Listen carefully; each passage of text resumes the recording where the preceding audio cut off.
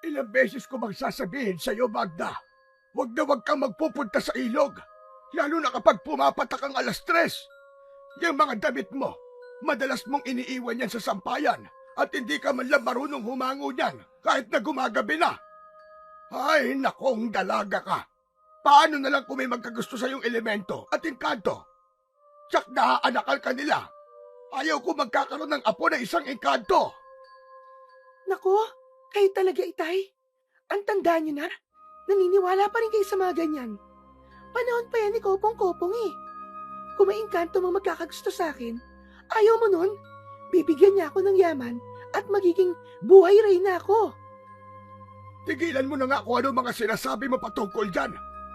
May espiritu mga salita. Baka yan ay magkatotoo. Sige ka. Baka darating ang araw at magbubuntis kang taga-Balete ang ama. Balete? Anong Balete? Lugar ba yun? Lugar? Anong lugar? Doon sa puno ng balete na nasa tabing ilog. Ikaw sundin mo na lang ang sinasabi ko para hindi ka mapahamak. Huwag ka nang pumunta sa ilog na mag-isa, lalo na kapag mag-aalas-3 ng hapon. Sige na nga, Itay, para maging tahimik na kayo. Wala namang magandang itutulot yung pag-aalala nyo eh. Isa pa, hindi naman totoo mga elemento na yan. Diyan na nga muna kayo. Lilinisin ko na lang muna ang likod bahay. Ang mahirap nito, wala na si nanay, kaya wala akong kakampi. Umalis si Magda sa harap ng kanyang ama at minabuting dumiretso sa likod ng bahay nila para magwalis ng mga tuyong dahon doon. Malapit nang magtakip silim, kaya nais niyang sunugin ang mga yon para walang mga lamok ang aali-aligid sa kanila pagdating ng gabi. Samantala, naiwan naman ang matandang nag-iisip ng malalim. Nakakaramdam siya ng kaba dahil alam niyang lapitin ng mga engkanto si Magda. Gawa ng mahaba ang kanyang buhok at napakatingkad pa nito. Nang matapos na si Magda sa kanyang pagwawalis, nagpasya siyang tumungo sa kanilang kusina. Nang naroroon na siya, napagtanto niyang walang laman ang kanilang tapayan, kaya nagpaalam siya sa kanyang ama para kumuha ng tubig sa ilog. Itay, tutungo po muna ako sa ilog. Mag-iigib lang po ako. Ubus na po kasi ang tubig natin. Wala po tayong panghugas ng pinggan at pagsaing. Ay nako, ikaw na babae kang talaga. Akin na nga ang balde at ako ang kukuha ng tubig doon. Baka kung ano pa ang mangyari sa iron eh. Walang nagawa si Magda, kundi ang ibigay ang balde sa kanyang ama. Tinanaw na lang niya ito habang papaalis. Napaisip siya kung bakit gano'n na lang ang pag-aalala ng kanyang ama sa kanya, gayong wala namang masamang mangyayari sa kanya. Noon din, minabuti na lang niyang pumasok sa kanyang silid para ipunin ang mga labahi niya pagdating ng bukas. Lumipas ang ilang oras. Nagtaka si Magda kung bakit hindi pa rin nakakauwi ang kanyang ama. Nagsimulang lumakas ang kabog ng kanyang dibdib. Lalo na at alam niyang pasado 6:00 na yun ng hapon. Nagpasya siyang sunduin sa ilog ang kanyang tatay. Subalit, saktong paglabas niya, kararating lang ng matanda. Puno ng putik ang katawan nito at halatang natatakot. Oh, Itay! Ano ba nangyari sa inyo? Bakit ngayon lang kayo? May nakasagupa akong isang engkanto sa ilog. Sinubukan niya akong dalhin sa kanilang mundo. Mabuti na lang at nagawa kong makatakas. Kung hindi, baka tuluyan na nila akong ikinulong at inalipin sa kanilang mundo. Teka. Engkanto o tuba? Amoy tuba kayo eh. Siguro, dumaan pa kayo sa kumpare nyo may tubaan, no? Ay nako, wala pa kayong dalang sulo. Siguro, lumangoy kayo sa putikan eh. Sinasabi ko naman sa inyo na wag nang uminom dahil masama yan sa kalusugan nyo. Ikaw talaga, Magda. Minsan lang naman eh. E di inaamin nyo ngayon na uminom kayo ng tuba. Oo na. Uminom na ako. Pero kaunti lang naman. Wala namang 6 na baso yun. Ay nako, kayo talaga. Sige na nga, akin na yung balding may tubig at nakakapaghugas na ako ng pinggan. Tignan mo tong tubig natin. Ang dumi na. Mabuti at hindi natapon.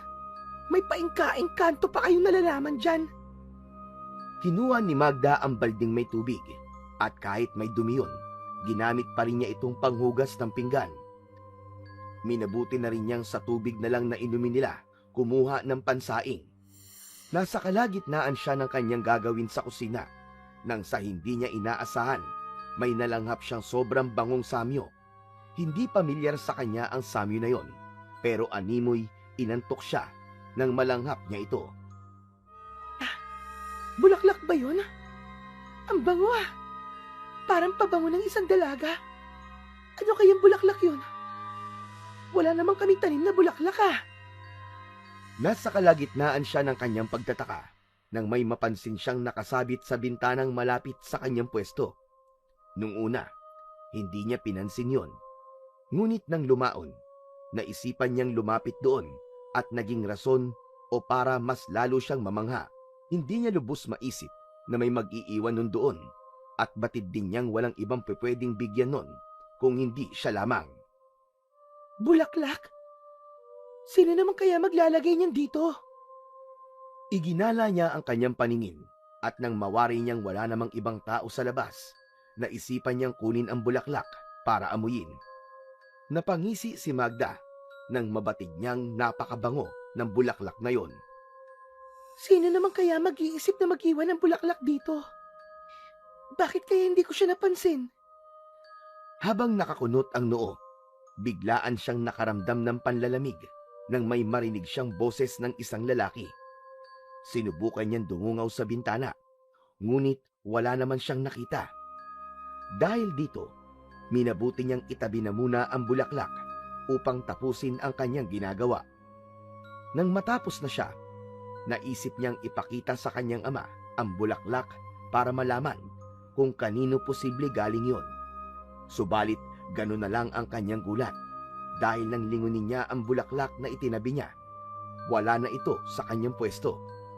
Ilang beses pang kinusot ni Magda ang kanyang mga mata at iginala ang kanyang paningin sa paligid, pero hindi niya na nakita pa yon.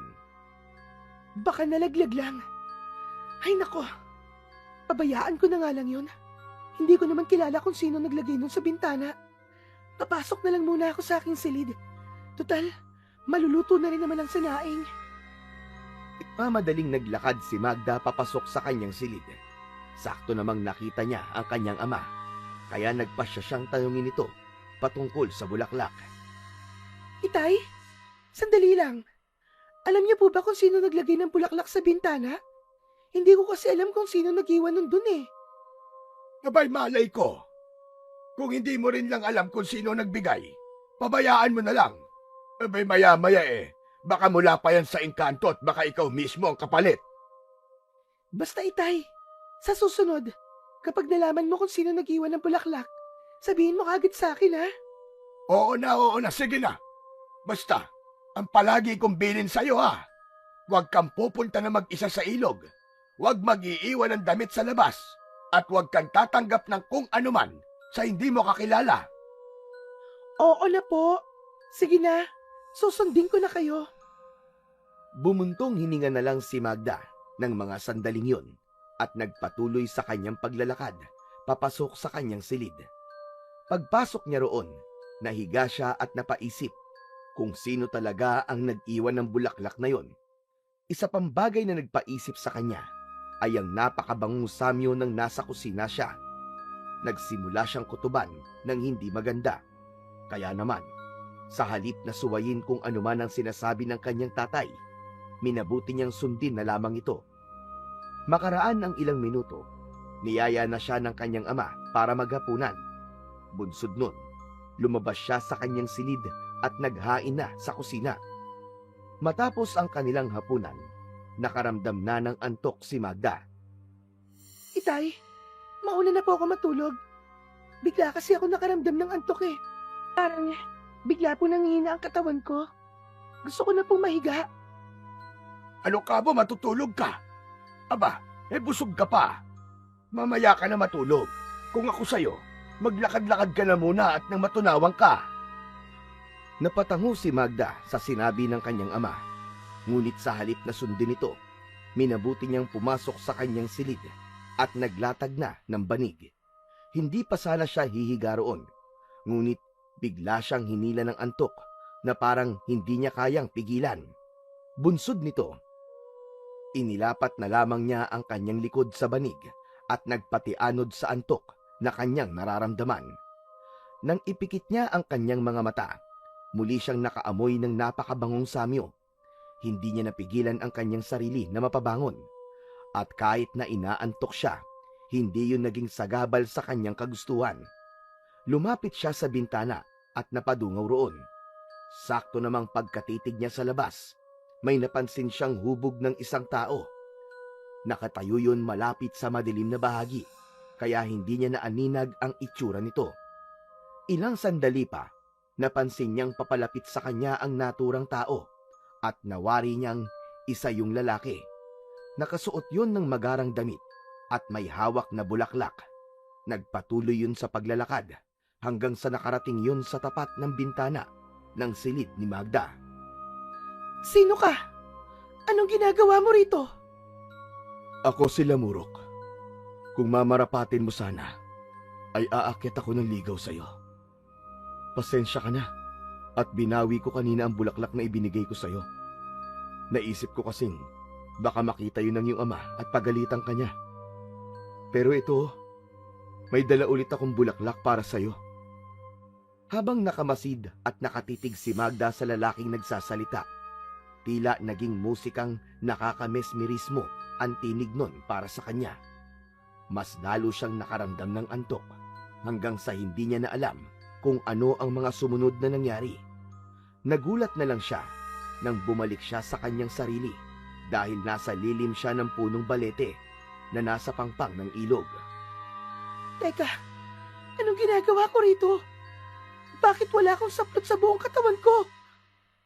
Labis na kaba ang naramdaman ni Magda. Hinagilap niya ang kanyang damit, subalit hindi niya ito nakita. Napasapu pa siya sa buong katawan, gawa ng pakiramdam niya ay merong mali sa kanya. Ano nangyari sa akin? Hindi. Sinong may gawa nito? Magbabayad ang may gawa nito. Isusumbong ko siya kay Itay. Napahagulgol ang dalaga sapagkat napagtanto niya na isa siyang biktima ng panggagahasa. Ang hindi niya lang alam ay kung sino ang may gawa at kung bakit siya nakarating sa lilim ng puno. Hindi niya rin alam kung paano niya ipapaliwanag ang nangyari. Gayong ang natatandaan niya ay nasa loob siya ng kanyang silid at may isang lalaking nagpakita sa kanya. Demonyo siya! Demonyo siya! Pagbabayaran niya ang ginawa niya sa akin. Alam kong siyang may gawa nito. Nasa ganong kalagayan si Magda nang bigla ang lumitaw sa kanyang harapan ang lalaking nakita niya sa labas ng kanyang bintana.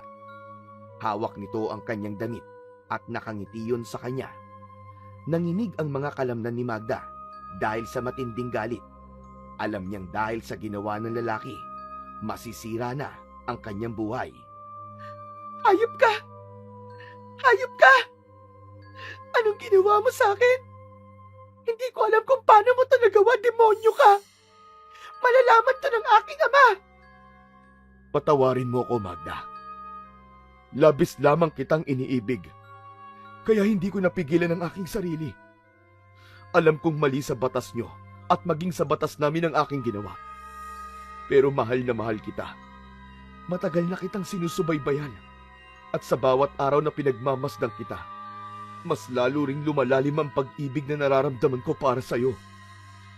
Ang kapal na mukha mong sabihin na pag-ibig ang nararamdaman mo. Ang sabihin mo, hayok ka sa laman. Malalaman ito ng aking ama at titiyakin kong bombaryo ang papatay sa'yo. Pero, teka, bakit ako nandito? At paano mo ako nadala rito? Sapagkat ako'y hindi kagaya mo, Magda. Iisa tayo na mundong ginagalawan. Pero iba ang dimensyon na aking kinaroroonan. Isa kong engkantong intwara. Patawarin mo ko sa aking pagkakasala sa iyo. Gusto ko lang naman magkaroon ng anak sa isang katulad mo. Dahil darating ang panahon at malaki ang kanyang gagampanan sa mundo nyo at maging sa mundo namin. Kaya patawarin mo ko, Magda. Patawarin mo ko. Akin na ang damit ko! Mapagsamantala! Kahit na may nararamdaman siyang puot sa nagpakilalang engkanto na si Lamurok, tila nagagawa rin ng lalaking engkanto na kunin ang kanyang loob. Pagkarinig pa lang ni Magda ng tinig ng nagpakilalang engkanto, unti-unti nang nawawala ang lahat ng kanyang pangamba at alalahanin. Inibig niya ang engkanto. Kahit sa maikling panahon, tinanggap na rin niya ang nangyari sa kanilang dalawa. Kahit pa alam niya na pinagsamantalahan lang siya nito. Huwag kang mangamba, Magda. Tutulungan kita. Subalit ipagpatawad mo kung hindi ako maaaring manatili sa tabi mo. Mahigpit na ipinagbabawal sa aming mga intwara ang makisalamuha sa mga normal, sapagkat maaaring masira ang aming mundo. Yan ang rason kung bakit mas pinipili kong pagmasdang ka ng malayuan. Ibig mong sabihin, Mahirap ipaliwanag, pero balang araw, mauunawaan mo rin ang rason. Matapos magwika ng engkanto, ikinumpas niya ang kanyang mga kamay. Sa isang pagkisap ng mga mata ni Magda, nasa loob na siya ng kanyang silid. Nakahiga at meron ng saplot. Napasapo na lang siya sa kanyang tiyan. Sa hindi niya inaasahan, biglaan siyang nangulila kay Lamurok. Magmula ng gabing bumalik siya sa kanilang bahay, palagi nang nakatulala si Magda. Maging ang kanyang ama ay nabahala na. Lalo pa at napapansin itong mabilis ang naging paglaki ng tiyan ng dalaga. Sinubukan ding ipatawas ni Tandang Ipi si Magda, subalit walang nagiging resulta ang tawas. Maging ang mga albularyong pinuntahan nila, hindi matukoy kung ano ang nagiging karamdaman ni Magda. Isang gabi, habang nakahiga sa banig at nakasapo sa kanyang tiyan si Magda, napansin niyang kumikirot ang tiyan niya. Pakiramdam niya'y sasabog na yon. Itay! Itay, tulungan mo ko! Ano ba nangyayari? Teka, bakit mas lalo pang lumaki ang tiyan mo? Ano nangyayari sa'yo? Nagimbal ang matanda at napahiyaw naman ng malakas si Magda. Biglaan kasi niyang iniluwal ang isang sanggol na lalaki. Nakakaiba ang itsura kaysa sa tao. Gayunpaman, tinanggap ni Magda ang bata at ipinangako sa kanyang sarili na aalagaan niya yon. Subalit habang nasa ganoong sitwasyon, may naramdaman siyang kakaiba sa kanyang katawan na hindi niya magawang ipaliwanag. Tama ang hinala ko. Isang engkanto ang ama niyan. Ngayon, Magda, sabihin mo sa akin kung ano nangyari at kung bakit yan ang naging resulta. Kailangan ko malaman kung saan nakatira ang engkantong gumawa niyan sa'yo at nang masunog natin ang tirahan niya. Isa siyang demonyo! Isang malakas na pag-ungol ang nagawa ni Magda bilang tugon. Humugot siya ng kanyang hininga at napasigaw na lang si Tandang Ipi nang mawari niyang nalagutan na ng hininga ang kanyang anak habang dilap ang mga mata. Anak ko! Demonyo sila! Bakit nila ginawa ito sa'yo?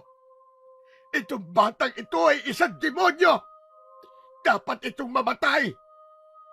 Dahil ito ang rason ng pagkakamatay ng aking mahal na anak! Nanginig ang buong katawan ni Tandang Ipi dahil sa pagkamatay ni Magda.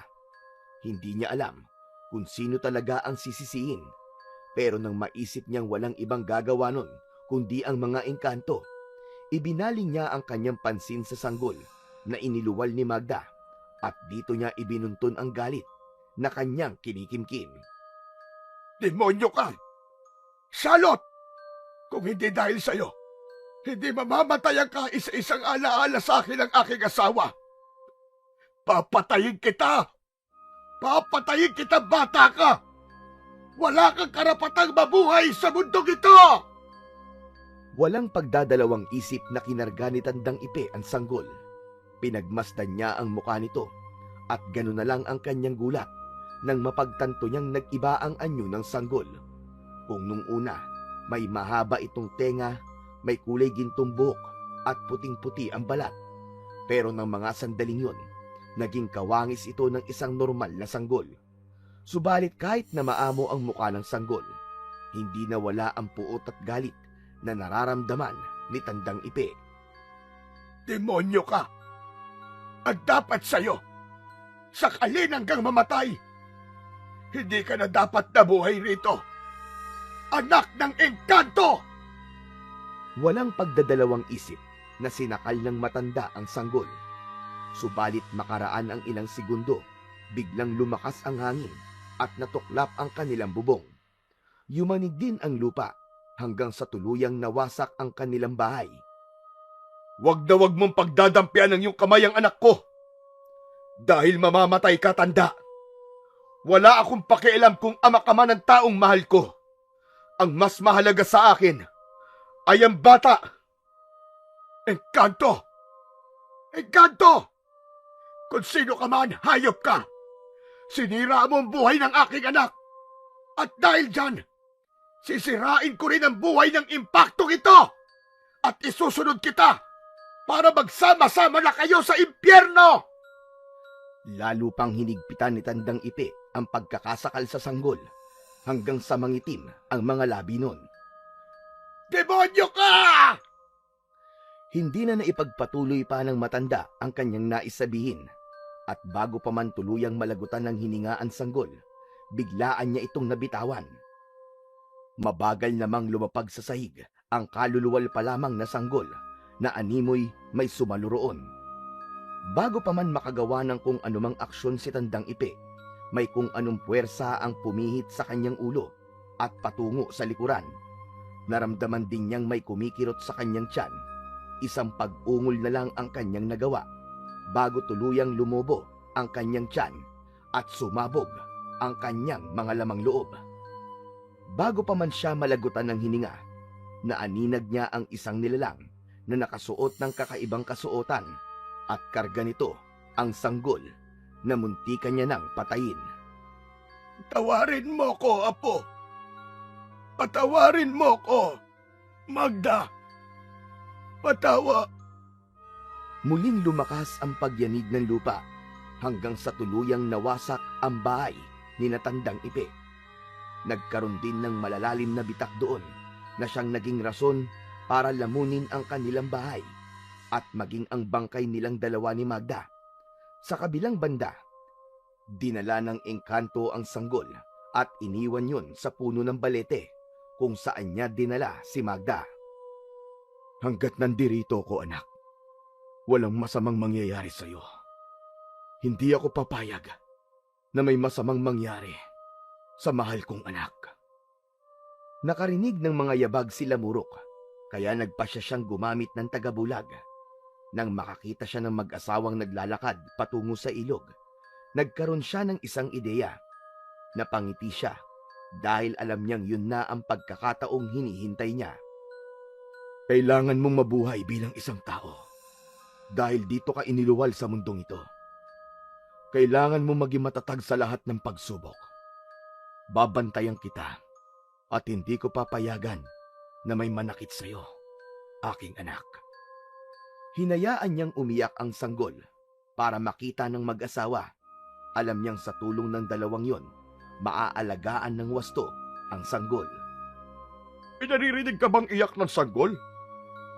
Aba, parang sanggol nga yun ah. Oo. Saan kaya yan? Mukha nasa malapit lang. Sa palagay ko, parang nasa banda ron eh. Sandali lang ha, at titignan ko muna. Tinungo ni Kikoy ang puno ng balete kung saan niya naririnig ang iyak ng sanggol. Ganun na lang ang gulat niya nang makita niya ang isang sanggol na lalaki na umiiyak. Mabilis niyang tinawag ang kanyang asawa at maging si Belen ay namangha nang mapagtantong naroroon nga ang sanggol. Teka, anong gagawin natin dyan, Kikoy? Baka mamaya niyan eh. Anak pala ng engkanto yan. Baka kung ano pang mangyari sa atin kung kukupkupin natin siya. Ikaw naman, Belen, oo. May anak ba ng engkanto na ganyang kagwapo?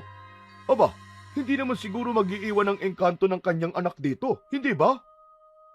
Sa bagay, Sige na nga, kupkupin na lang natin yan. Kawawa naman ang batang yan at baka kung ano pang mangyari sa kanya rito. O sige, bantayan mo muna ang sanggol na yan at ipaghele mo. Ako na lang ang maglalaba. Bibilisan ko na lang para makauwi na kaagad tayo. O sige, ako na ang bahala sa sanggol na ito. Dahil dito, tiyak na mas lalong sasaya ang ating buhay na mag-asawa. Minadali ni Kikoy ang kanyang paglalaba at nang matapos na siya, ay nagpasya siyang umuwi na sila. Hanggang sa mga oras na yon, karga pa rin ni Belen ang sanggol na nakita nila sa ilalim ng puno ng balete. Dahil malayo ang kanilang nayon sa simbahan at hindi rin nauuso ang binyag sa pari, minabuti nilang sila na mismo ang magbigay ng pangalan sa sanggol. Tinawag nila itong Oyong.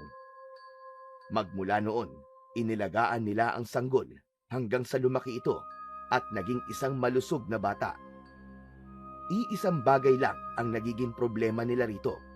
Sa tuwing may nakakalaro kasi ang bata, nagkakaroon ng sakit ang mga yon at hindi nila matukoy kung ano ang mga karamdaman ng mga ito. Habang tumatagal, maging ang mag-asawang Kikoy at Belen, nagiging sakiti na rin at napapansin nilang lalo silang humihina. Isang gabi, sa hindi malamang dahilan, hindi makatulog si Oyong. Hindi ito mapakali habang papalit-palit ng posisyon sa paghiga. May problema ba, anak? Mukhang hindi ka yata mapakali.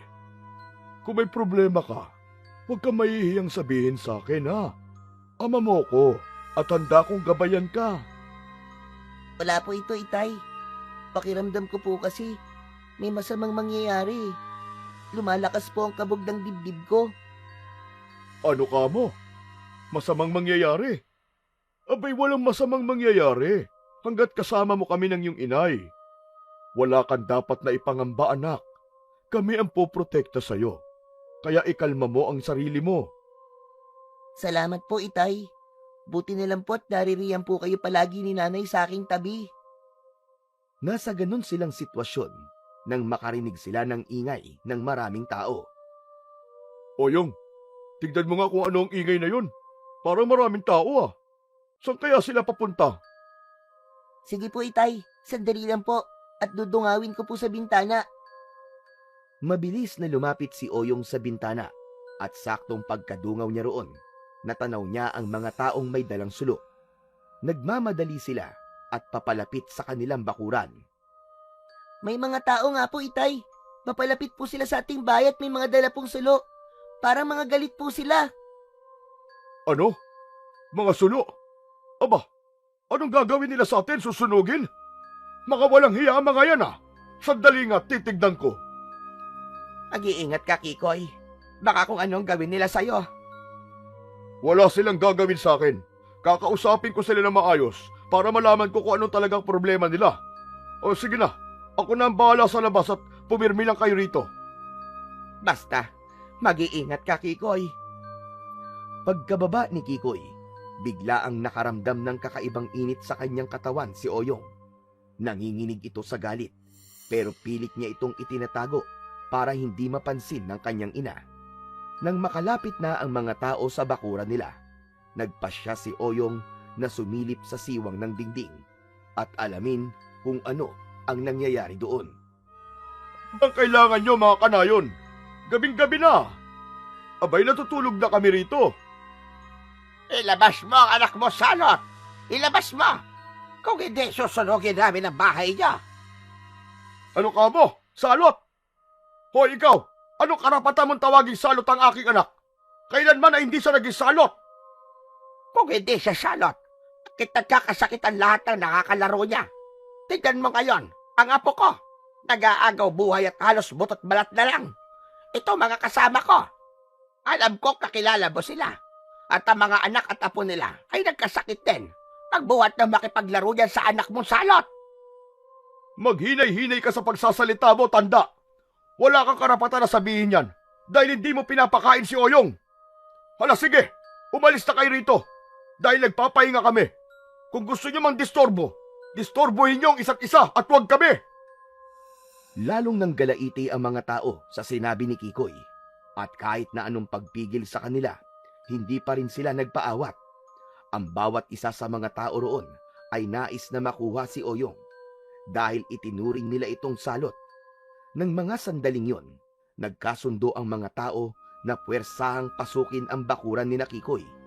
Itinulak nila ito at nagmadaling pumasok ang mga tao. Ilang beses nilang tinawag si Oyong at sinabihang bumaba. Nagkibit balikat na lang si Oyong at habang nakasilip sa siwang, may nakita siyang isang lalaking nakatayo sa hindi kalayuan. Alam niyang hindi si Kiko yun, kaya kumunot ang kanyang noo. Sino kaya yun? Hindi kaya kasamahan siya ng mga tao? Habang nasa ganoong sitwasyon siya, nagbanta ang mga tao na kung hindi siya bababa, susunugin nila ang bahay ni Oyong. Kinilabutan siya at hindi niya napigilan ang kanyang sarili dahil sa nangyari. Sige na po, bababa na po ako. Huwag lamang po niyong saktan ng aking mga magulang. Pagkarinig ng mga tao sa kanyang tinig, naghiyawan sila at mas lalo pang lumakas ang kanilang pagtawag sa kanya bilang salot. Huwag kang bababa, anak! Tiyak nasasaktan ka ng mga yan! Oyong! Ayos lang po, Itay. Ang mahalaga sa akin ay ang kaligtasan niyo. Nang mga sandaling yon, bumaba si Oyong. Pinipigilan pa siya ni Bilin, ngunit hindi niya ito pinakinggan. Pagkababa niya, agad siyang lumapit sa mga tao. Sa hindi naman malamang dahilan, biglaang natahimik ang mga kanayo nila. Napatitig na lamang ito kay Oyong na animoy nakakita ng isang demonyo. Ano po bang kasalanan ko? At ginaganito niyo po ako at maging ang mga magulang ko. Kung iniisip niyong ako ang may kasalanan kung bakit nagkakagano ng mga bata rito sa ating lugar, handa akong tanggapin kung ano man po ang parusang ipapataw niyo sa akin. Pagkatapos niyang magwika, hindi pa rin nagsasalita ang mga tao roon. Nanatili silang nakatulala at parang estatwa sa kanilang kinatatayuan. Noon din, sinabi ni Oyong na sasama siya sa kanila. Nang magsimula ng maglakad ang bata, parang mga puppet na gumalaw din ang mga tao. Dinaanan na lang ni Oyong ang kanyang ama na noon ay hindi rin makapaniwala sa nangyari. Nang malayo na sina Oyong sa kanilang bahay, tumigil siya at sinubukan niyang kausapin ang mga tao. Pero hanggang sa mga oras na yon, hindi pa rin sila tumutugon. Kung wala namang kayong sasabihin sa akin, mas maigi kung babalik na lang ako sa aming bahay. O sige na, diyan na kayo. Mauuna na ako. Nagsimulang maglakad si Oyong. Nakakatatlong hakbang pa lamang siya nang maalala niya ang nakita niyang lalaking nakatayo at nakamasid sa mga tao. Naisip niyang malapit lang yon sa kanilang pwesto, kaya napalingon siya sa mga tao. Ganun na lang ang kanyang gulat nang makitang nakahandusay na ang mga yon, duguan at wala ng buhay. Ano nangyari sa kanila? Sino may gawa niyan? Lumakas ang kabog ng puso ni Oyong. Sa murang isipan niya, hindi niya kayang maarok kung ano ang nangyayaring yon. Subalit mas lalo siyang nahintakutan nang may kung sinong nagsalita na hindi naman niya nakikita. Walang sino man ang pwedeng manakit sa'yo. Buhay nila ang magiging kabayaran kapag may taong gumawa sa'yo ng masama. Hindi makapaniwala si Oyong sa kanyang narinig at mas lalo siyang hindi makapaniwala sa kanyang nakita nang masaksiyan niya kung paano lamunin ng lupa ang mga katawan ng taong sumugod sa kanilang bahay. Babantayan kita sa lahat ng oras at gagawin ko ang lahat para maproteksyonan ka. Anak! Anak! Bigla ang napabaling ang atensyon ni Oyong sa kanyang ama. Hindi na rin niya nagawa pang magtanong kung may nakita itong ibang tao sa paligid dahil niyaya na siya ni Kikoy. Mukhang hindi na tayo ligtas dito. Paniguradong babalikan tayo ng mga tao dito. Baka sa susunod, mangyari na ang kagustuhan nila.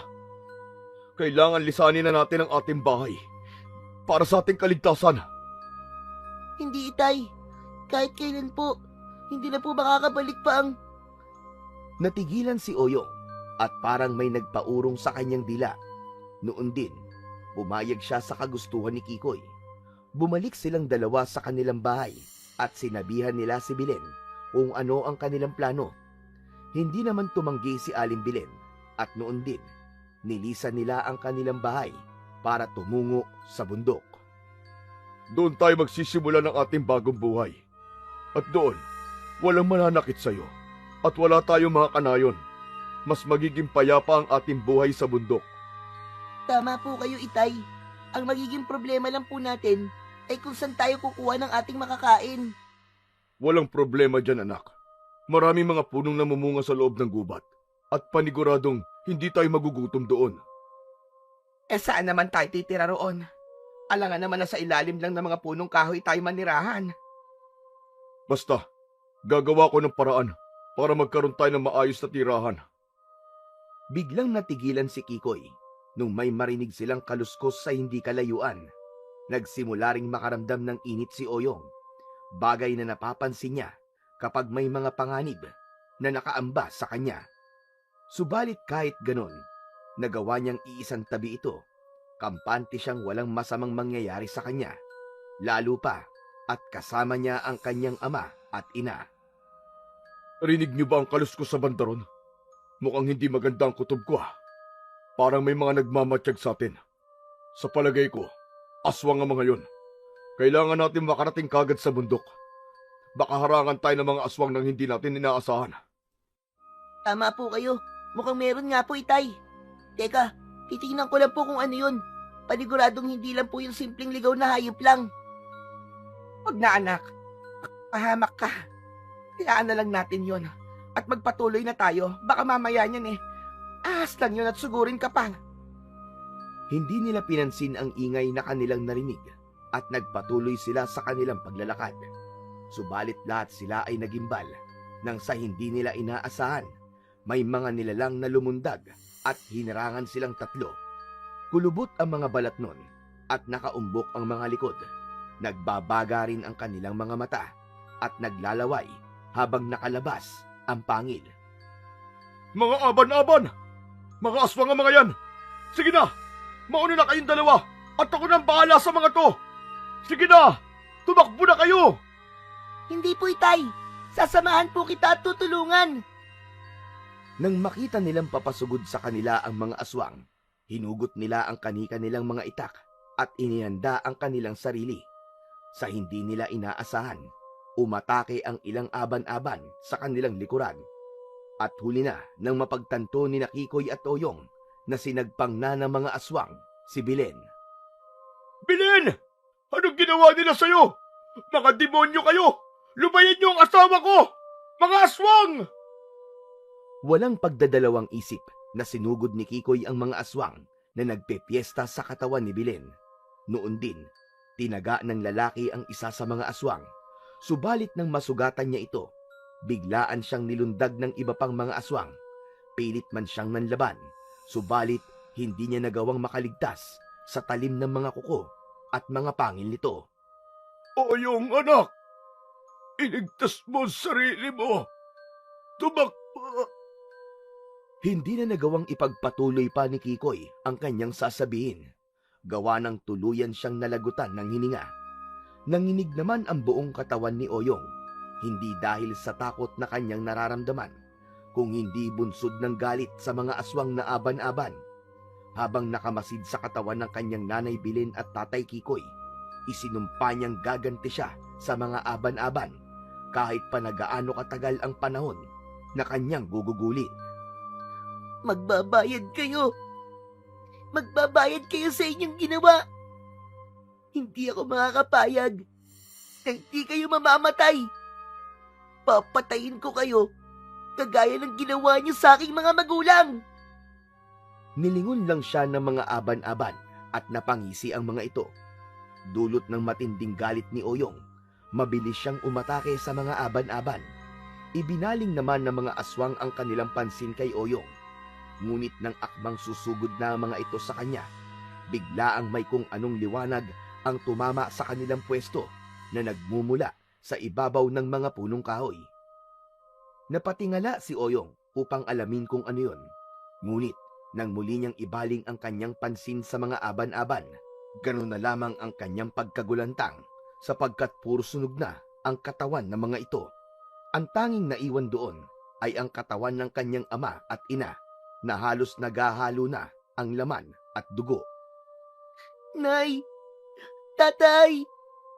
Anong ginawa nila sa inyo? Hindi ko man lang kayo nailigtas mula sa mga demonyong aswang. Pagbabayarin ko sila. Hindi ako titigil hanggat hindi ko sila nasisingil sa ginawa nilang to. Napuno ng galit ang puso ni Oyong. Wala siyang ibang inisip ng mga panahong yon kung hindi ang hanapin ang iba pang mga aswang na kumitil ng buhay ng kanyang mga magulang. Alam niyang may iilan pang natitira sa mga yon, kaya nais niyang lipulin ang kanilang lahi. Habang nasa ganoong estado siya, biglang lumakas ang hihip ng hangin. Yumanig din ng bahagya ang lupa, kaya panandali ang nawala ang puot ni Oyong at napalitan ng pangingilabot. Sige lang, gumanti ka kung gusto mo. Dahil kasama mo ko sa laban. Hindi kita pababayaan. Lalo pa at mag-isa ka na lang ngayon. Ano yan? Magpakita ka sa akin. Huwag ka maging duwag. Sa ngayon, hindi muna ako magpapakita sa'yo. Sapat nang nakakausap kita at natutulungan sa mga pagsubok na kinakaharap mo. Iwan mo na rin ang katawan ng mga kinikilala mo magulang. Tumungo ka sa bundok at doon may nakalaan para sa'yo. Hindi ko iiwan ang aking mga magulang dito. Kung sino ka man, huwag kang umastang parang magulang ko. Hindi ko sila iiwan dito at sasama ako sa kanila. Kahit na ikamatay ko man. Iniisip ko lang ang kaligtasan mo.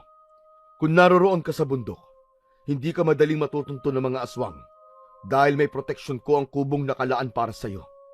Ang mga kinikilala mo pa lang na mga magulang ang pinaslang nila at paniguradong maging ikaw ay tutugisin ng mga aban-aban na yon. Paano mo nalaman? Sino ka ba?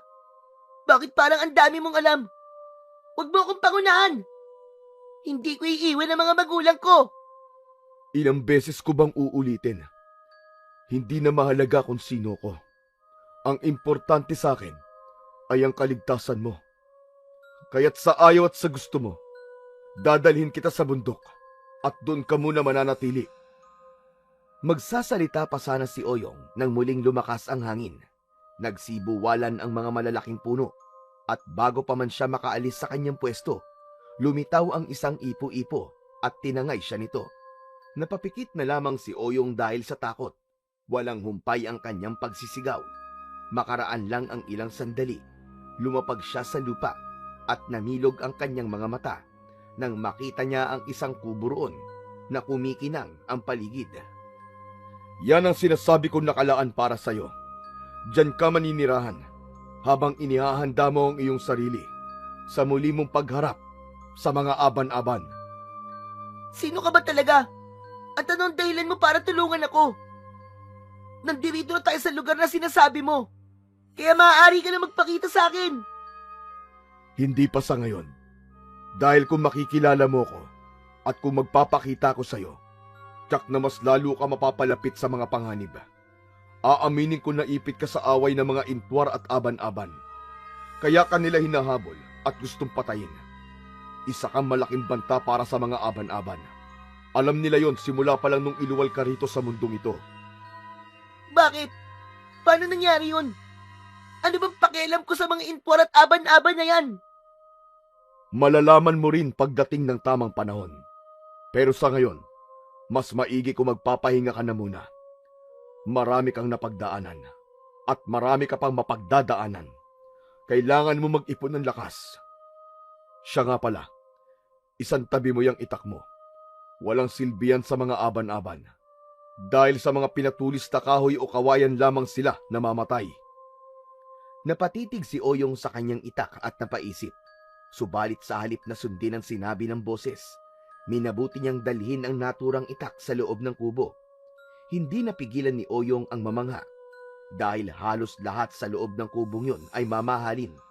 Hindi niya alam kung saan yun nagmula, pero nagpasalamat siya sa tinig na nagdala sa kanya roon. Saktong pagpasok niya, biglaan siyang nakaramdam ng antok. Sa hindi niya inaasahan, nabuwal siya sa sahig at tuluyang nakatulog. Hindi niya na alam kung ilang araw o linggo siyang nakatulog doon. Pagkagising niya, pakiramdam niya ay tila nabawasan ang sakit na kanyang nararamdaman, dulot ng pagkamatay ng kanyang ama at ina. Walang ano-ano, may naulinagan siyang kaluskos sa labas ng kubo. Naging hindi maganda ang kanyang kutob, kaya napabangon siya at minabuting silipin kung ano ang nasa labas. Nagkataon naman na maliwanag ang buwan at kita ang paligid, kaya hindi nakaligtas mula sa kanyang paningin ang 3 aswang na may nakaumbok sa likuran. Iisa lang ang kanyang naisip ng mga sandaling yon, kaya kinabahan siya. Ang mga aban-aban, paniguradong sinundan nila ako rito. Anong gagawin ko? Huwag kang mangamba. Hindi ka nila masasaktan hanggat nasa loob ka ng kubo. Napakunot ang noo ni Oyong. Pakiramdam niya'y nasa tabi niya ang kumakausap sa kanya. Ngunit kahit saan dako man siya mapatitig, hindi niya ito nakikita. Nang maulinagan niyang paalis na ang mga yabag, minabuti niyang tignan ulit ang labas. Napailing na lang siya at sa isang iglap ay nagdesisyon siya kung ano ang dapat niyang gawin ng gabing yon. Susundan ko sila. Kailangan malaman ko kung saan sila nagkukuta. Hindi ko papayagang mabaliwala lang ang pagkamatay ng aking mga magulang. Huwag mong gagawin kung ano man ang iniisip mo. Ipapahamak mo lamang ang iyong sarili. Hayaan mong ako ang gumawa ng paraan. Manatili ka na lang sa loob ng kubo. Hindi mo ako mapipigilan. Kailangan may paghiganti ko ang aking mga magulang na pinatay na mga aban-aban. Kapag umalis ka at susugod doon na mag-isa, paniguradong papatayin ka lang nila. Alam nilang may dugo kang intwara. At ang pagiging kalahating tao mo at kalahating engkanto ang siyang magiging hadlang sa kanilang mga kagustuhan na magasik ng lagim sa kanayunan. Wala akong pakialam. Kahit na bata pa ako, ang mahalaga sa akin ay may paghiganti ko ang aking ama't ina. Wala akong pakialam sa mangyayari sa akin. Isa pa, hindi ko alam kung anong pinagsasabi mo. Hindi ako isang anak ng engkanto. Nagkakamali ka, Oyong. Isa kang kalahating engkanto at kalahating tao. Anak kita. At ako ang iyong ama. Isa kang taong may dugong intwar. Hindi totoo yan. Anak ako ni Nanay Bini na Tatay Kikoy. Kung talagang anak ka nila, paano mo ipapaliwanag ang mga bagay na nangyayari sa iyo ngayon? Lalo na kapag nagagalit ka. Paano mo ipapaliwanag ang paghigop mo sa enerhiya ng mga batang nakakalaro mo? Saglit na natigilan si Oyong. Naalala niya ang kanyang mga kalarong nangihina at nagkakasakit.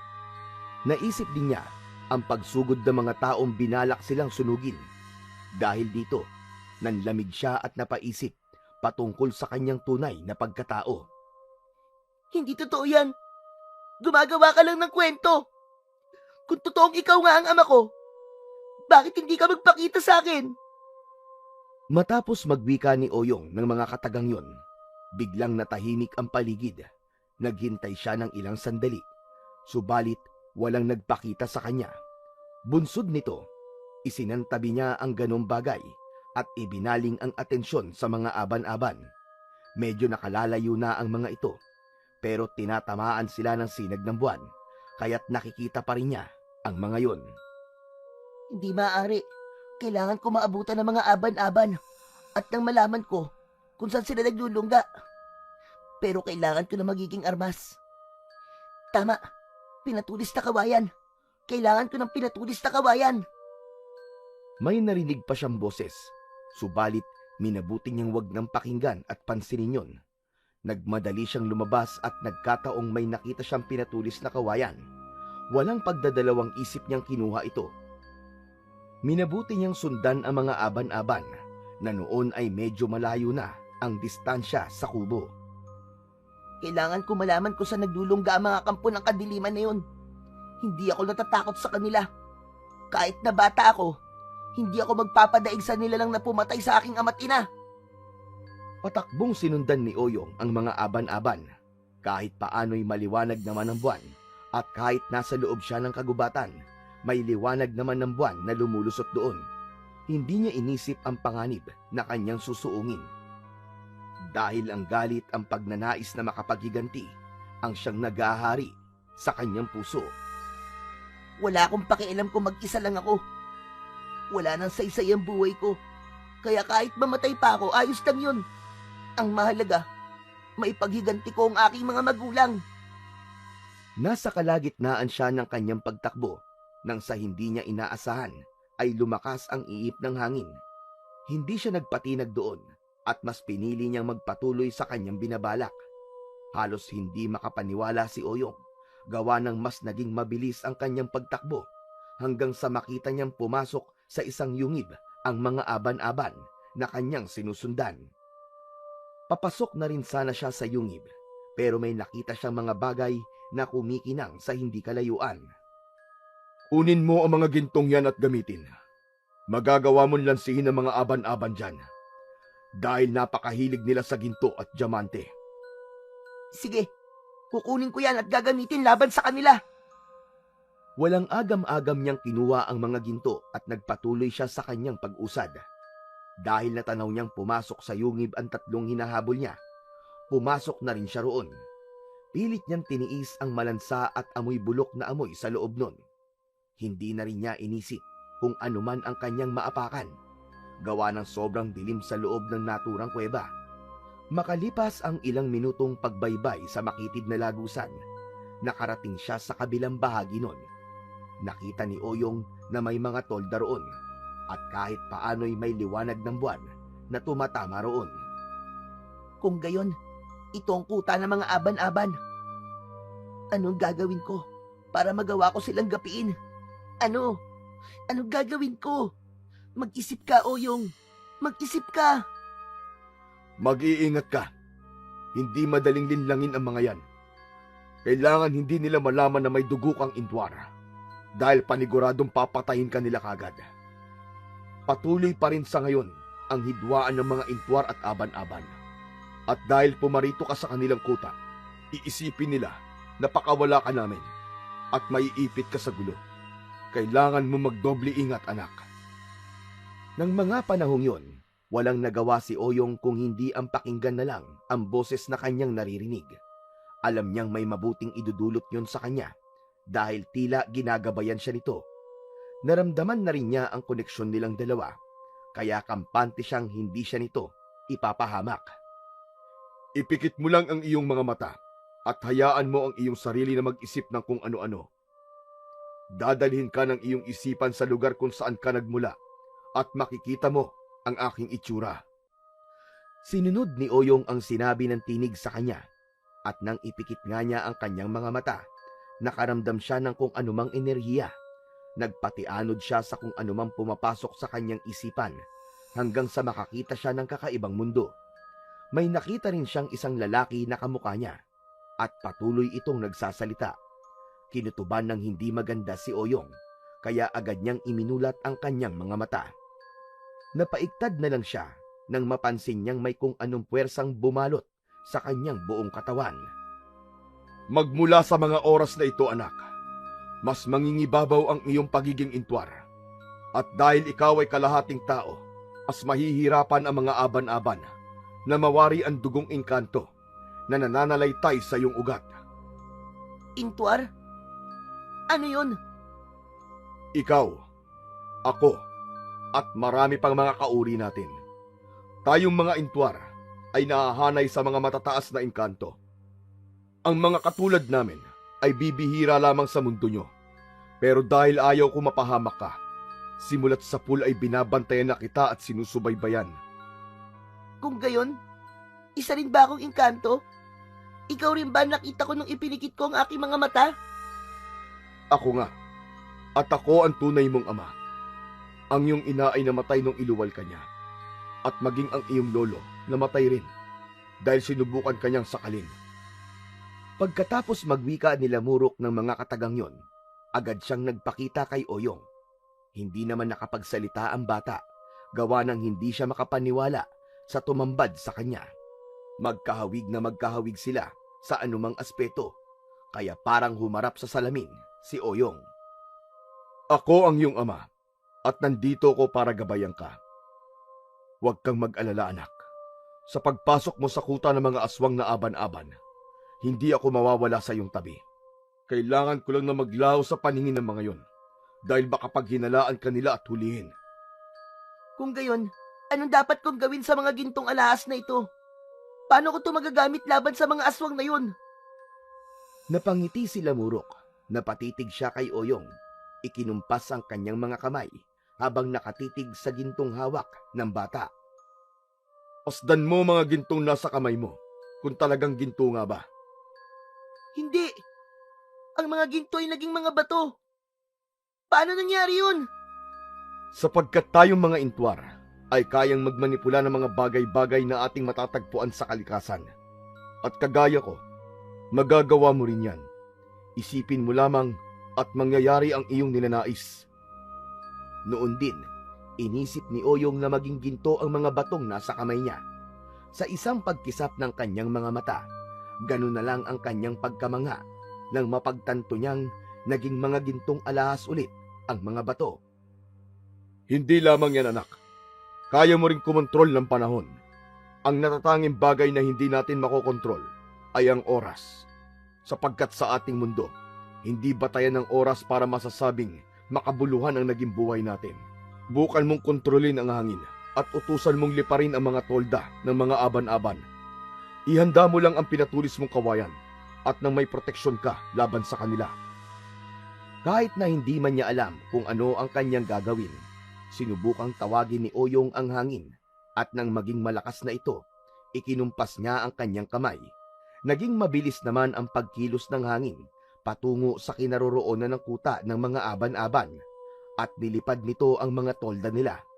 Dahil sa nangyari, nataranta ang mga yon at dinig ni Oyong ang kanilang mga pag-angil. Akmang magtatanong pa sana siya sa engkantong nagpakilalang ama niya, ngunit naglaho na ito sa kanyang kinatatayuan. Gamitin mo ang pagkakataong ito na nagkakagulo sila para hindi ka nila madaling mahalata.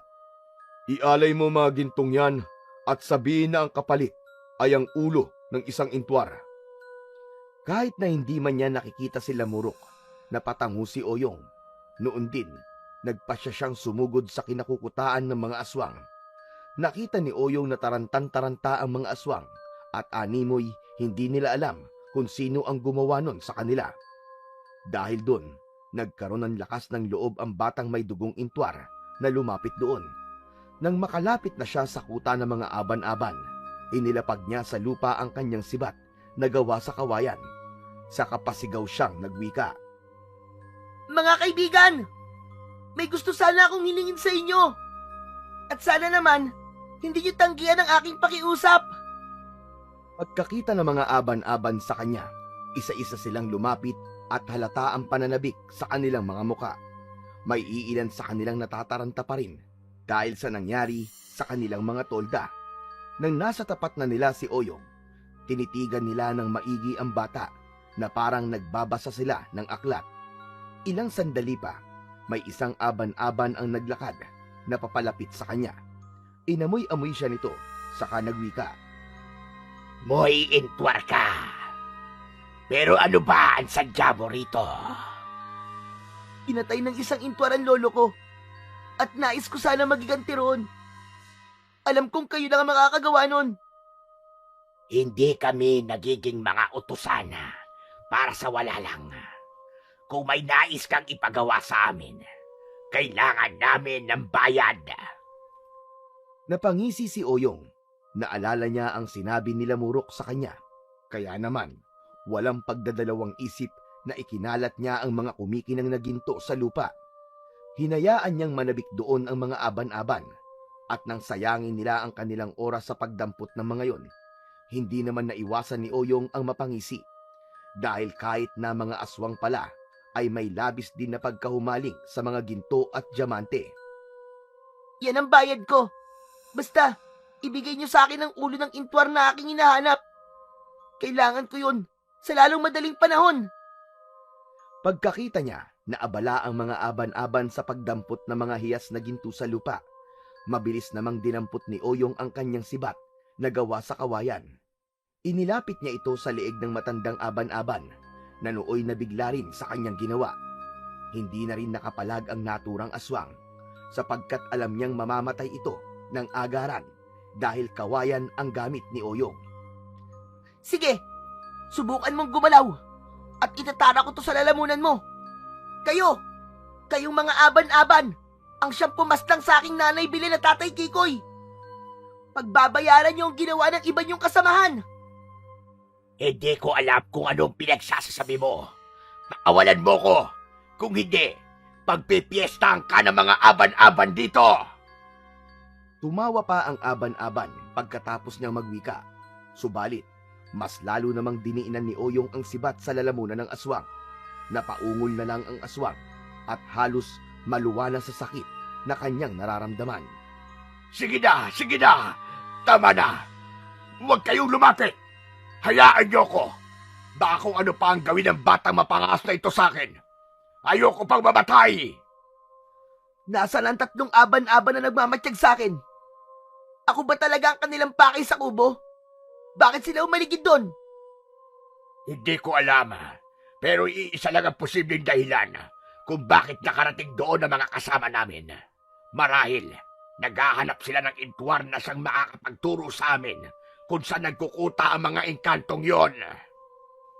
Hindi na nyo kailangan pang maghanap ng intwar. Dahil nandito na ako sa harap nyo.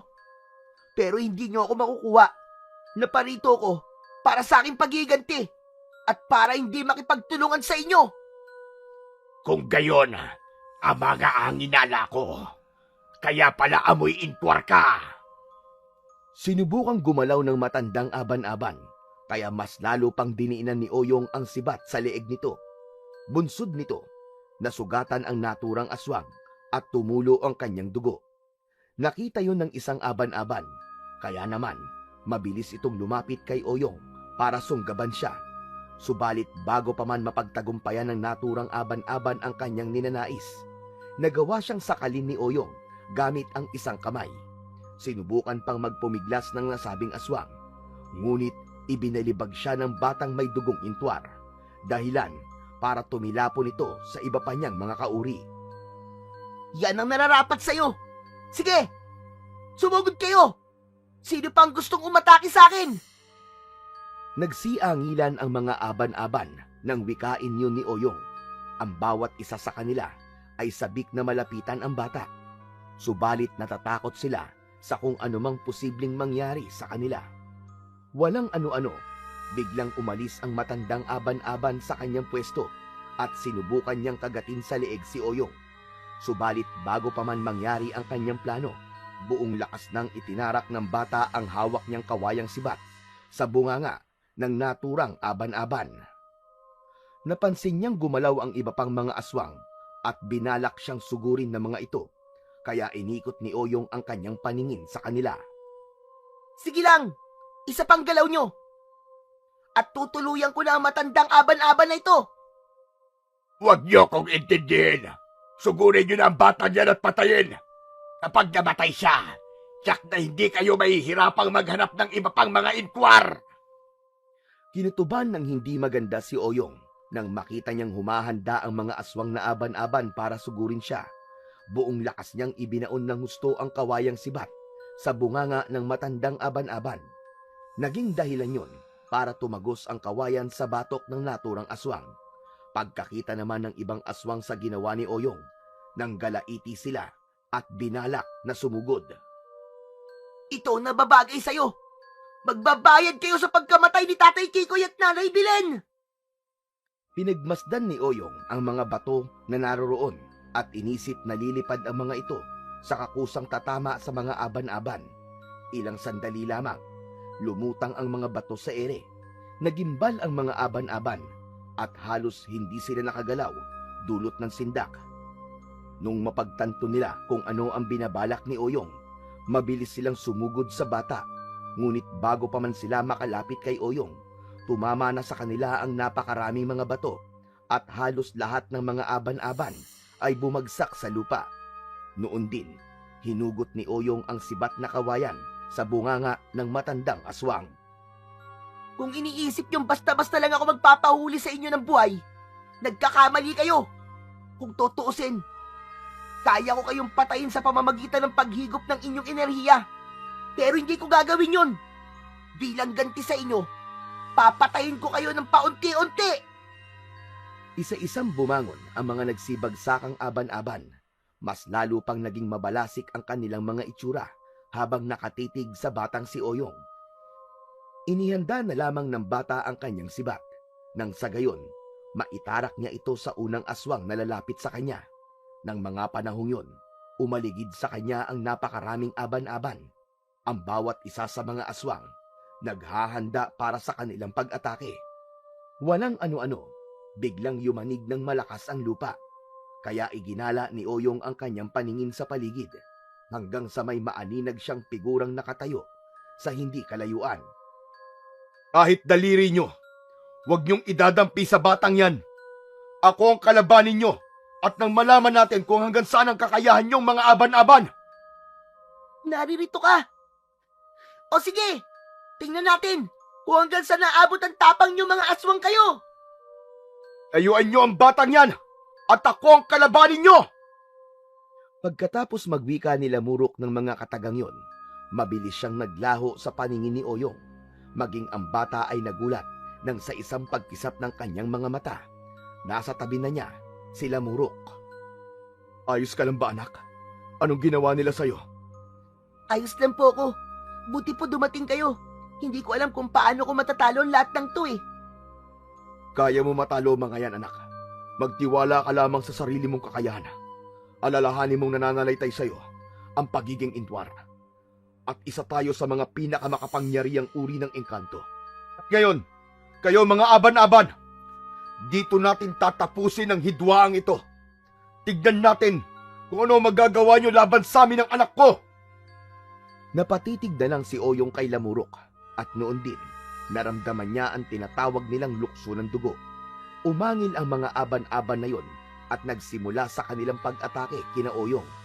Inihanda na lamang ng bata ang kanyang hawak na sibat at ang bawat aban-aban na lumalapit sa kanya, sinusugatan niya ng hawak niyang armas. Huwag mong isipin ang pagod, anak. Ang isipin mo ay kung paano mo magagantian ang mga aswang na ito na pumaslang sa mga tumayong magulang mo. Sana, pagkatapos ng labanang ito, matanggap mo na sa sarili mo na ako ang iyong tunay na ama at bahagi ng iyong katauhan ng pagiging intwar. Sige ama, isa sa isip ko ang sinabi mo. Nagkatinginan sina Oyong at Lamurok. Napangiti na lang ang lalaking itwar at napatango kay Oyong. Sinabihan pa niya ang bata na huwag hahayaang makalapit ang mga aban-aban sa kanya dahil haharapin niya ang iba sa mga ito. Agad ding umalis sa tabi ni Oyong ang lalaking engkanto, kaya nakaramdam siya ng pagkabahala. Hindi ako dapat na mabahala. Kung talagang isa akong intwar, may kakayahan akong wala sa mga aban-aban na ito. At yun ang lamang ko sa kanila. Nagpatuloy sa pakikipaglaban sa mga aban-aban si Oyong. Hindi niya na naibaling pa ang kanyang atensyon sa kanyang tunay na ama dahil marami rin siyang nakakalabang aban-aban. Subalit nang halos lahat sa mga aban-aban na nakasagupa niya ay nakahandusay na sa lupa, nagkaroon ng ideya si Oyong para mas mapabilis ang pagtalo nila sa mga aswang.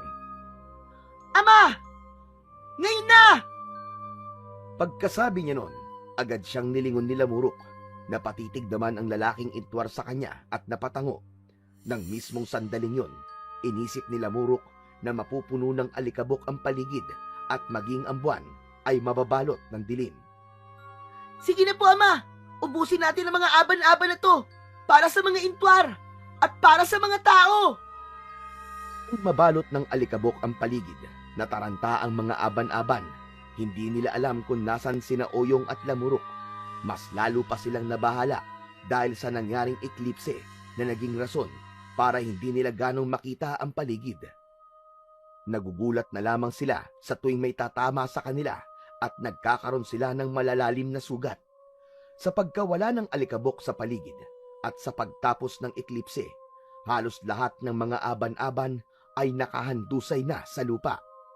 Ang iilan sa mga yon ay pinipilit pa ang mabuhay. Samantala, ang iba naman sa kanila ay naliligo na sa sarili nilang mga dugo. Iginala pa ni Oyong ang kanyang paningin sa paligid hanggang sa napagtanto niyang wala na roon ang kanyang amang sila Murok. Ama ko! Nasan ka? Ama! Ama, nasan ka? Ilang beses siyang nagtawag at umasa siyang tutugon nito kahit na sa tinig lamang. Subalit kahit isang tugon ay walang natanggap si Oyong. Hindi rin niya alam kung saan na nagpunta ang kanyang ama. Kaya naman, nakaramdam siya ng bahagyang pagkabahala. Nakita yun ng 3 aban-aban na hindi bumagsak sa lupa at napangisi sila nang mapagtantong may pagkabahala sa puso ni Oyong. Akala ko ba matapang ka, bata? Bakit parang naduduwag ka nang malaman mong nag-iisa ka na lamang? Iniwang ka na ng iyong ama sa amin. Siguro'y natalo namin siya at ikaw ang aming pabuya. Nagsimulang maglaway ang 3 aban-aban. Nagsimula rin silang maglakad ng marahan habang nakapako ang kanilang paningin kay Oyong. Nang makita naman ng bata ang ginagawa ng 3, napangisi na rin siya. Kailanman ay hindi ako magiging pabuya sa inyo, mga gunggong. Marahil, iniwan ako ng aking ama sapagkat alam niyang kayang-kaya ko kayong 3. Pagkatapos magwika ni Oyong, buong liksi niyang sinibat ang isa sa mga aban-aban. Dahil sa naging bilis ng pagsibat niya, hindi yun napansin ng 3 aswang. Nagulat na lamang ang 2 nang bumagsak ang kanilang kasama na nakatarak sa dibdib nito ang sibat. Sa kabilang banda, ginamit ni Oyong ang pagkakataon na yun para lumipat ng kanyang pwesto. Napangisi na lang din siya nang muli sanang ibabalik ng 2 aban-aban ang kanilang pansin at hindi na nila siya nakita. Subalit makaraan pa ang ilang sandali, nakita ni Oyong na may mga gumagalaw sa hindi kalayuan at animoy papalapit sa kanyang kinaroroonan. Hindi, marami pa sila. Anong dapat kong gawin? Paniguradong mamamatay ako rito at magiging walang saysayang nasimulan kong pagiganti para kay nanay at tatay. Ama, tulungan mo ko. Ano ang mainam kong gawin? Nasa kalagitnaan siya ng kanyang pag-iisip nang bumalik sa kanyang gunita ang sinabi ng kanyang ama patungkol sa kakayahan niyang makontrol ang mga bagay-bagay. Alam ko na. Noon din, napatitig siya sa mga malalaking puno sa bahaging dinadaanan ng mga aban-aban. Inisip niyang mabubuwal ang mga yon at pagkalipas lang ng ilang sandali, sunod-sunod na nagtumbahan ang mga puno. May iilang mga aban-aban na binagsakan ng mga puno at nadurog ang mga katawan. Ang iba namang nakailag, patuloy na tumakbo patungo sa kinaroroonan ng 2 aban-aban na naunang nakalaban ni Oyong. Batang nag-iisa lang ang kalaban nyo, pero nagtawag pa kayo ng inyong mga kasama. Ngayon, sino sa atin nagduwag? Kung iniisip yung natatakot ako, nagkakamali kayo. Lumabas si Oyong sa kanyang pinagtataguan at sinadyang magpakita sa 2 aban-aban. Nung makita naman nila siya, mabilis silang sumugod sa kinaroroonan ng bata. Nang makita yun ni Oyong, naisipan niyang kontrolin ang sibat na kawayang nakatarak pa rin sa lalamunan ng isang aswang. Ikinumpas niya ang kanyang mga kamay at sa pamamagitan ng kanyang isipan, nagawa niyang palutangin ang sibat. Isang malaking pagkakamali ang ginawa nyo. Sisiguraduhin kong ako magwawagi sa labanang ito. Ito ay para kina inay at itay. Pagkatapos niyang wikain ang mga katagang yon, tinignan niya ang sibat na nakalutang sa ere habang nakatutok sa 2. Hindi naman nila yon napansin at nang saktong pagkalapit nila kay Oyong, nahati ang sibat na kawayan. Ang dapat sa inyo ay mamatay! Humarak sa likuran ng 2 aswang ang nahating sibat na kawayan. Napaungol na lang sila at agaran ding nabuwal sa lupa. Nang mga sandaling yon, nakita ni Oyong na malapit na ang iba pang mga aban-aban. Halos nasa 20 ang bilang ng mga yon. Subalit kahit na ganon, hindi nakaramdam ng takot ang bata. Kung totoo man na isa akong intwar, hindi ako susuko sa mga ito. Alam kong pinoprotektahan ako ng aking ama. At alam ko rin na kaya kong gapiin ang mga aswang na yan. Iginala ni Oyong ang kanyang paningin sa paligid. Nang may makita siyang mga kawayan, napangisi siya at nagkaroon ng isang magandang ideya. Kayong mga aban-aban, alam kong ako rin ang inyong pakay. Ano pang hinihintay nyo? Sige, sumugod kayong lahat sa akin! Napaangil ang mga aban-aban na papalapit at animoy tuwang-tuwa sila nang makita si Oyong. Subalit, bago pa man makalapit ang mga yun sa kanya, ikinumpas ng batang may dugong intwar ang kanyang kamay. Napangiti na lang din siya nang makita niyang nakalutang sa ere ang mga kawayan na naputol sa kani-kanilang puno. Bago pa man tuluyang makalapit sa kanya ng gusto ang mga aban-aban, bumulusok na sa kanila ang dulong bahagi ng mga kawayan. Lahat ng mga aswang ay natuhog nun. Ngunit, para makasiguro, nilapitan sila ni Oyong. Nagkamali kayo at pumarito pa kayo. Pero sa bagay, marahil ginusto talaga ninyong mamatay sa gabing ito. Ngayon, ibibigay ko sa inyo kung ano man ang nararapat. Pinagmasdan silang maigi ni Oyong at inisip ng bata na mapipilipit at sasabog ang kanilang katawan. Matapos yun, ang mga aban-aban na naghihingalo ay napaungol dahil sa labis na sakit. Halos hindi nila magawang tignan si Oyong nang magsimulang pumilipit ang kanilang katawan. Napaatras na lang din ang bata nang sumabog ang katawan ng mga aban-aban. Tapos na, anak ko. Sinasabi ko na nga ba't kahit na mag-isa ka lang, magagawa mo matalo ang mga aswang na yan. Nga maihinang nila lang, isang buong angkan ng aban-aban na gawan talunin ng isang bata na wala ngang halos kakayahan sa pakikipaglaban. Napalingon si Oyong nang marinig niya ang boses ng kanyang tunay na ama. Kahit paano ay nakampante siyang may kasama na siya. Gusto man niya itong sumbatan at sisihin, ngunit alam niyang kahit sa simpleng paraan lang, natulungan naman siya nila Murok. Pagkakita niya sa kanyang tunay na ama, lumapit siya rito at inisisa. Saan ba kayo nagpunta, Ama? Kanina kasama ko kayong lumalaban sa mga aban-aban. Pero nang lumaon, bakit nawala kayo? Napangisi sila Murok sa bata. Tinapik niya ang balikat nito. Nagsimula na rin siyang magpaliwanag patungkol sa kanyang ginawa. Dahil alam niyang naguguluhan ang bata dahil sa mga nangyari. Ang nakasama mo ay isang simulakro lamang. Hindi yun ang pisikal na katauhan ko. Espiritual lang yun. At lumitaw yun dahil meron tayong koneksyon. At yun ang patunay na anak nga kita. Hindi nakapagsalita si Oyong. Napatitig lang siya kay Lamurok. At dahil sa nangyari, nagawa niyang tanggapin ang totoo niyang pagkatao. Gumala sila at doon siniguro nilang patay na ang lahat ng mga aban-aban.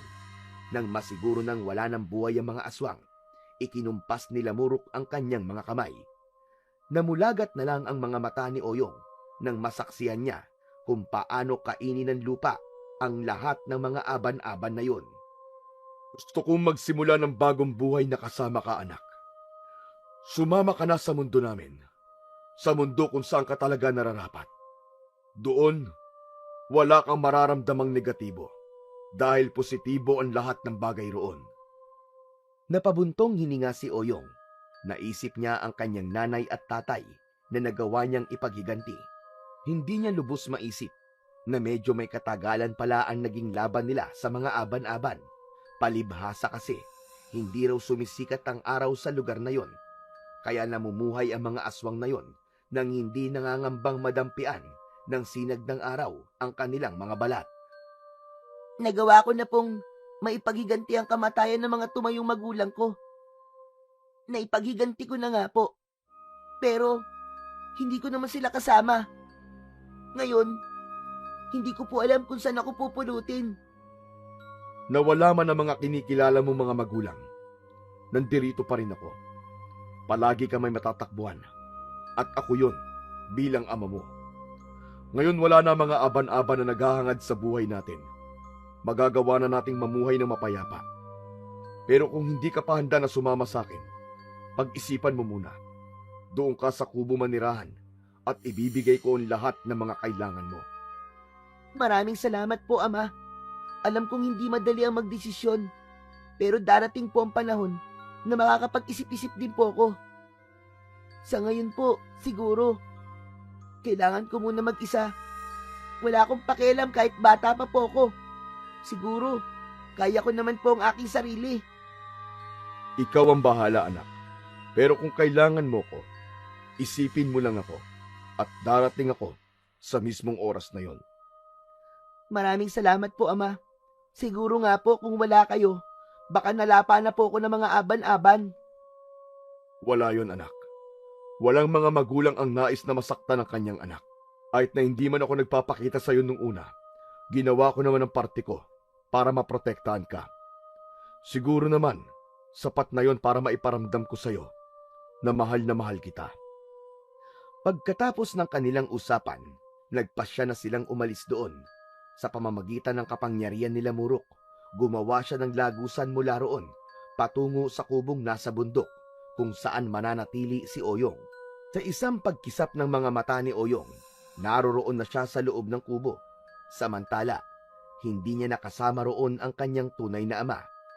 Hindi alam ng bata kung ano ang magiging buhay niya roon, kaya hindi naglaon na pagdesisyonan niyang sumama na lamang kay Lamurok sa kanilang mundo. Subalit, hindi naman siya nagtagal doon, gawa ng hindi umayon ang kanyang katawan sa buhay ng isang engkanto. Naisip niya marahil nasa dugo niya ang pagiging intwar, pero hindi ang kanyang katawan at hindi nararapat sa kanilang mundo. Kalaunan, bumalik na lang si Oyong sa mundo ng mga tao at nagpasyang mamuhay ng mag-isa sa kubo. Hindi naman siya nawalan ng pang-araw-araw na kailangan niya dahil ibinibigay naman yon ng kanyang ama. Sa paglaon, nagagawa niyang tumulong sa mga tao sa pagsugpo sa mga aswang na nananalasa sa mga kanayunan. Maging ang mga tao, hindi makapaniwala na kaya ng isang simpleng bata ang mga ganong gawain. Lingid sa kanilang kaalaman, nananalaytay sa dugo ni Oyong, ang dugong intwar.